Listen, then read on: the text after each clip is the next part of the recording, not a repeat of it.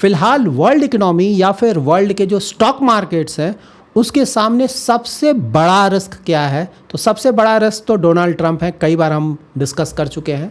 और number second risk क्या होगा? वो होगा चाइना। तो इस वीडियो में हम जियोपॉलिटिक्स डिस्कस करेंगे, वैसे जियोपॉलिटिकल रिस्क जिसका इंडियन इकोनॉमी और इंडियन स्टॉक मार्केट्स पे आने वाले कुछ सालों तक फ़र्क पड़ सकता है, असर पड़ सकता है और जो स्टॉक मार्केट को निगेटिवली इम्पैक्ट कर सकता है। इन्फॉर्मेटिव वीडियो है, पूरा देखिए, अच्छी तरह से समझे। सो नाउ जियोपॉलिटिक्स डिस्कस कर लेते हैं। तो नंबर वन तो ऑफ कोर्स अभी ईरान वॉर से ही आपको स्टार्ट करना होगा, यूएस इजराइल और ईरान वॉर से। तो देखिए यहाँ पे कोई बहुत बड़ा एस्केलेशन एक्सपेक्टेड नहीं है। क्रूड ऑयल का जो प्राइस है मोस्टली अंडर कंट्रोल रहेगा क्योंकि क्रूड ऑयल की कोई कमी नहीं है। यहाँ पे देखिए ईरान थोड़ा इसका एडवांटेज उठाने की कोशिश कर रहा है क्योंकि नवंबर में इलेक्शंस है यूएस में, तो वो चाह रहा है कि इसी बहाने वो स्ट्रेट ऑफ हॉर्मुज को कंट्रोल में ले ले। वहाँ पे टोल, यूएस बोल रहा है टोल नहीं चार्ज कर सकते हो, लेकिन ईरान नहीं मान रहा है। वो बोला नहीं, मैं टोल चार्ज करूँगा सभी से। हाँ, लेकिन जो फ्रेंड्स होंगे, लाइक चाइना फ्रेंड हो गया, फिर इंडिया को भी एज अ फ्रेंड आप काउंट कर सकते हो, इनसे रेट्स थोड़ा कम लेंगे लेकिन टोल तो हम लेंगे। तो ये चल रहा है और इसीलिए ना देखिए ईरान का बोलना है कि जो भी शिप वहाँ से क्रॉस करेगा उसे हमारा अप्रूवल लेना पड़ेगा, उसके बाद ही क्रॉस कर सकता है। और शिप्स अगर अप्रूवल नहीं लेगा तो अटैक करेगा। इसीलिए तो ईरान ने अटैक किया शिप्स पे, फिर यूएस ने ईरान पे अटैक किया। तो ईरान देख रहा है कि डोनाल्ड ट्रंप बहुत ज़्यादा एस्केलेशन करने के हालात में नहीं, इसीलिए उसका एडवांटेज उठा रहा है और जितना ज़्यादा एक्सट्रैक्ट हो सके यूएस से फेवरेबल टर्म्स वो लेने की कोशिश कर रहा है। बट हाँ, यहाँ पे ये भी ध्यान में रखना है ना कि देखिए ईरान ये जो कुछ कर रहा है, सही बात है यूएस के साथ उसका प्रॉब्लम है, लेकिन अगर स्ट्रेट ऑफ हॉर्मुज में ज़्यादा प्रॉब्लम ये जो आ रहा है, समय तक ये आता रहेगा अगर बीच बीच में, तो सिर्फ यूएस को प्रॉब्लम नहीं है इससे ना, इससे पूरे वर्ल्ड को प्रॉब्लम हो रहा है। तो कहीं ना कहीं दूसरी कंट्रीज़ में फिर आएंगे सामने, लाइक फ्रांस है, यूके है, जापान है, south Korea, India, even China को ही तो प्रॉब्लम होगा ना इससे। तो ईरान को कहीं ना कहीं इसे लेकर रुकना होगा, बट देखते हैं क्या चलता है। फ़िलहाल तो यही चल रहा है और यहाँ पे देखिए मोस्टली मानकर चलें कि बहुत ज़्यादा एस्केलेशन नहीं होना चाहिए, क्योंकि अगर यहाँ से एस्केलेशन हुआ तो उसे बहुत ज़्यादा करना पड़ेगा, तभी डोनाल्ड ट्रंप को इलेक्शंस में फ़ायदा होगा। थोड़ा बहुत एस्केलेशन करेंगे तो उससे मोस्टली उनको नुकसान होगा। तो देखते हैं आगे क्या होता है। उसके बाद देखिए यहाँ पे ध्यान ये भी रखना है कि ईरान भी नहीं चाहेगा कि बहुत ज़्यादा एस्केलेशन हो, क्योंकि उसका इकोनॉमी तो पूरा ऑयल एक्सपोर्ट पे डिपेंडेंट है ना। तो अगर ये बहुत ज़्यादा एस्केलेट हुआ, फिर से यूएस ने उसका जो क्रूड ऑयल एक्सपोर्ट है बंद कर दिया, तो ईरान को भी प्रॉब्लम होगा ना। और फिर चाइना ईरान से ज़्यादातर तेल खरीदता है, तो ईरान चाइना को भी तेल नहीं दे पाएगा, चाइना भी ईरान से तेल नहीं लेगा, तो सभी को प्रॉब्लम होगा। तो ये चलने वाला नहीं है मोस्टली, और मार्केट ने इसको डिस्काउंट कर लिया है। थोड़ा बहुत नी जक रिएक्शन आपको पता है ना, स्टॉक मार्केट है ना, कभी ना कभी होगा, बट लगता नहीं कि इसके कारण कोई बहुत ज़्यादा प्रॉब्लम आना चाहिए। लेकिन हाँ, सिर्फ ये ध्यान में रखना है as a exception, maybe 1-2% का चांस है कि डोनाल्ड ट्रंप फाइनली बहुत बड़ा अटैक कर दें ईरान पे। उसके बाद तो ऑफकोर्स बहुत ज़्यादा प्रॉब्लम होगा। लेकिन हाँ, मुझसे अगर पूछा जाए तो चांसेस मैं मोस्टली 1-2% दूंगा, उससे ज़्यादा नहीं दूंगा।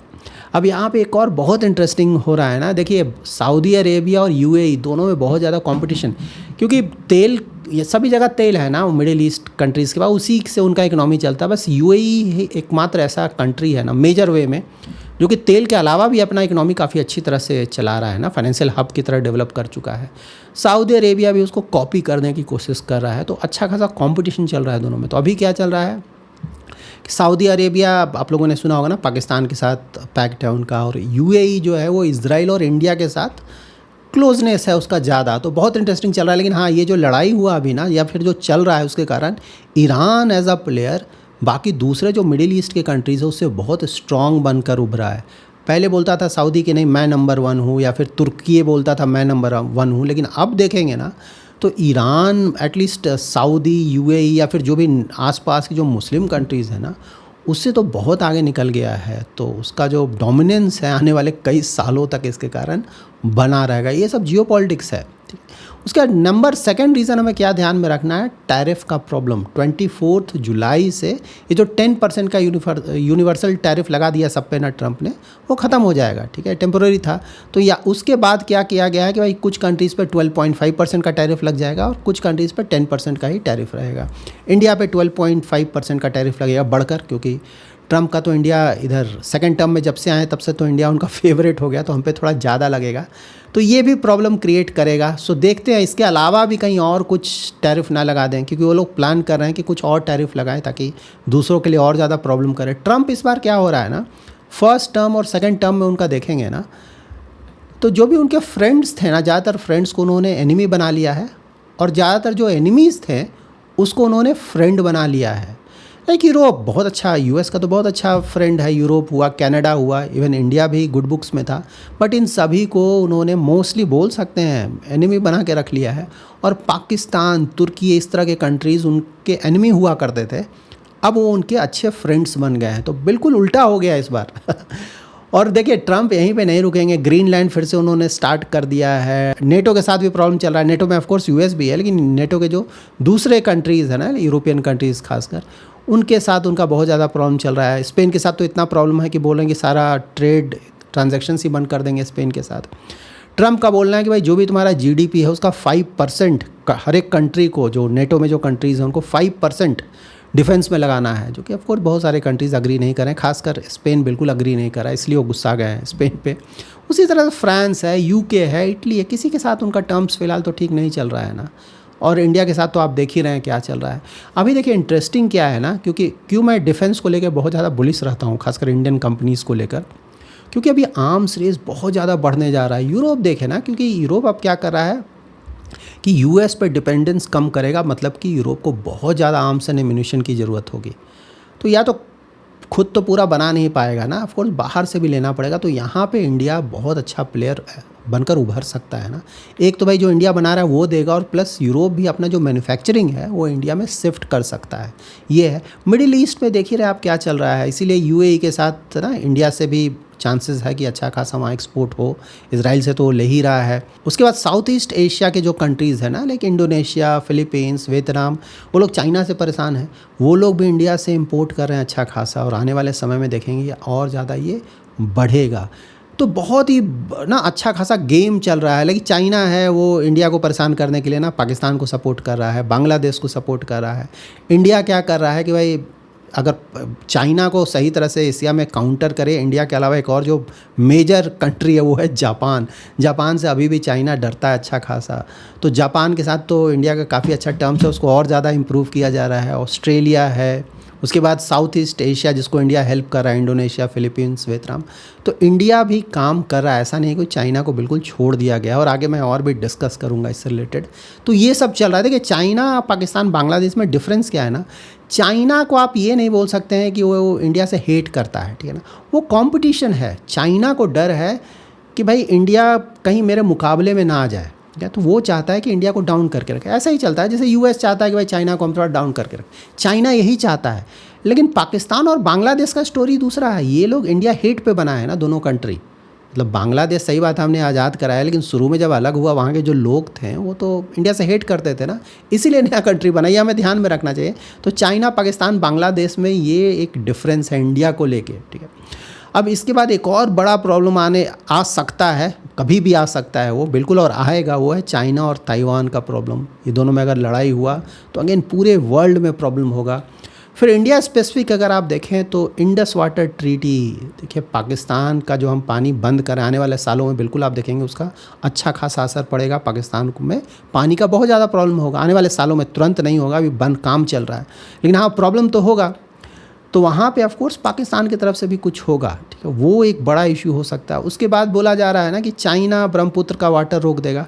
देखिए ये सब अंडरस्टैंडिंग की कमी है, ऐसा कुछ नहीं होगा, ठीक है। मैं थोड़े आपको डेटा इसमें बता देता हूँ। एक तो ब्रह्मपुत्र जो रिवर है ना वो तिब्बत से आता है, मतलब चाइना ने तो तिब्बत पे कब्जा कर लिया इसलिए ब्रह्मपुत्र आ गया, नहीं तो चाइना के पास था नहीं है।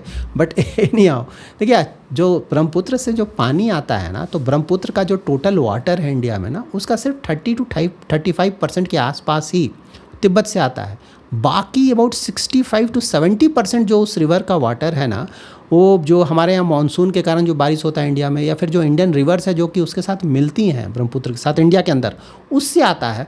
तो ऑफकोर्स थोड़ा फ़र्क पड़ेगा, मैं ये नहीं बोलता अगर चाइना ने प्रॉब्लम किया तो, लेकिन ऐसा बोलना कि इंडिया को बहुत ज़्यादा प्रॉब्लम पड़ जाएगा, जी नहीं, ऐसा नहीं। हाँ, लेकिन पाकिस्तान को अगर इंडिया ने पानी रोका तो बहुत ज़्यादा प्रॉब्लम आएगा। दोनों में बहुत ज़्यादा डिफरेंस है, कंपेयर नहीं करना चाहिए। हाँ, चाइना एक काम कर सकता है, जो फ्लड्स होते हैं ना अरुणाचल प्रदेश में, वो ला सकता है ना। डैम्स में पूरा पानी जमा करके रखेगा, बिना कुछ चेतावनी दिए पूरा पानी छोड़ देगा, ठीक है। तो ऑफ कोर्स वहाँ पे इंडिया में एटलीस्ट उस एरिया में थोड़ा बहुत प्रॉब्लम हो सकता है, बट एनी हाउ इंडिया उसके लिए वाटर स्टोर करने का ट्राई कर रहा है। तो अगर हम अच्छा खासा स्टोरेज बना लें तो इस प्रॉब्लम से एटलीस्ट काफ़ी हद तक पीछा छूट जाएगा आने वाले सालों में।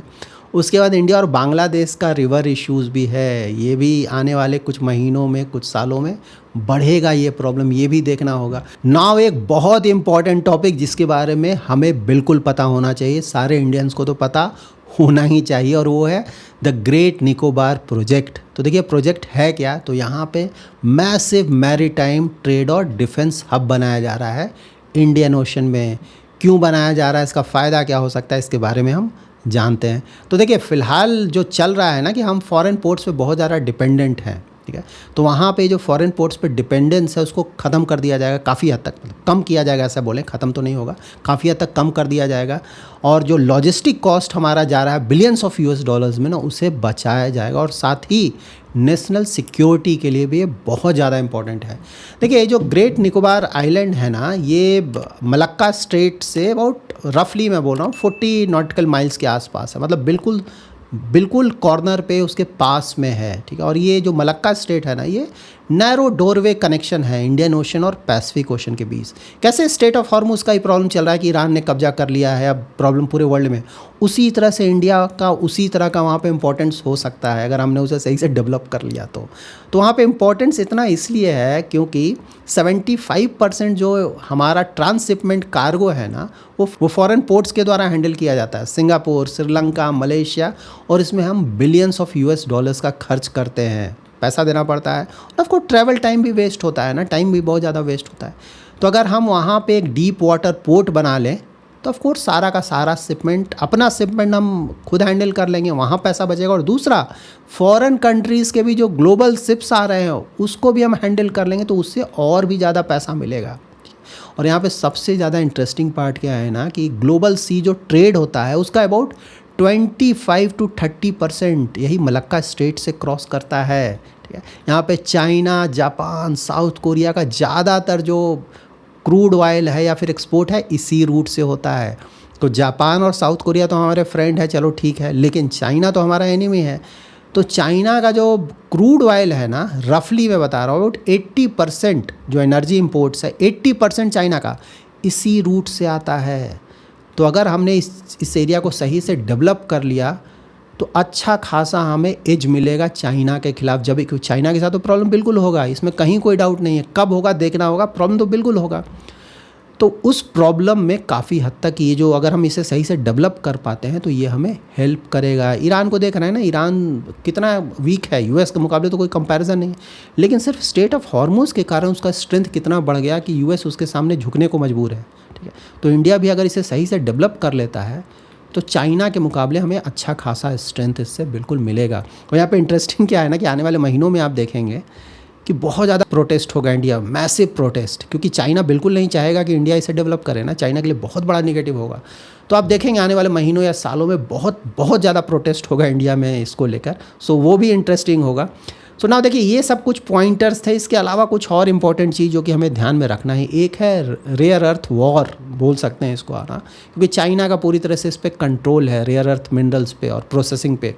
लाइक इसका यूज़ बहुत ज़्यादा, ईवीज़ है, डिफेंस है, मिसाइल्स है, चिप्स है, विंड टर्बाइंस है, सभी जगह इसका यूज़ है। तो इसको कंट्रोल में लाने के लिए भी बहुत ज़्यादा प्रॉब्लम्स होंगे, खींचतान बहुत होगा कंट्रीज़ के बीच में, ये भी हमें ध्यान में रखना है। उसके बाद सेमीकंडक्टर वॉर, ये भी बिल्कुल स्टार्ट हो चुका है, आने वाले सालों में चलेगा। खासकर यूएस और चाइना में टेक्नोलॉजी को लेकर लड़ाई होगा यहाँ पे, ठीक है। एआई चिप्स है, जीपीयूज़ है, चिप इक्विपमेंट्स है, इसके कारण प्रॉब्लम होगा। उसके बाद एआई, ऑफ कोर्स इससे रिलेटेड ही एआई रेस ना, AI infrastructure, data center, robotics, military AI, ये सब बहुत कुछ चल रहा है वर्ल्ड में। और आने वाले 10-15 ईयर्स में अभी जो दुनिया है ना काफ़ी हद तक बदल चुका होगा। सो आई होप कुछ चीज़ें आपको समझ में ज़रूर आई होंगी। इन सारी चीज़ों का असर आने वाले सालों में पूरे वर्ल्ड इकनॉमी पे भी पड़ेगा, इंडियन इकनॉमी पे भी पड़ेगा और इंडियन स्टॉक मार्केट्स पे तो बिल्कुल पड़ेगा। तो आइडियली इन चीज़ों की जानकारी हमें होनी चाहिए। So that's it in this video. अगर आपको ये वीडियो पसंद आया है तो जरूर लाइक एंड शेयर करें। पहली बार हमारे यूट्यूब चैनल पे आ रहे हैं तो चैनल को जरूर सब्सक्राइब करें और हाइप जरूर करें। Thanks lot for watching.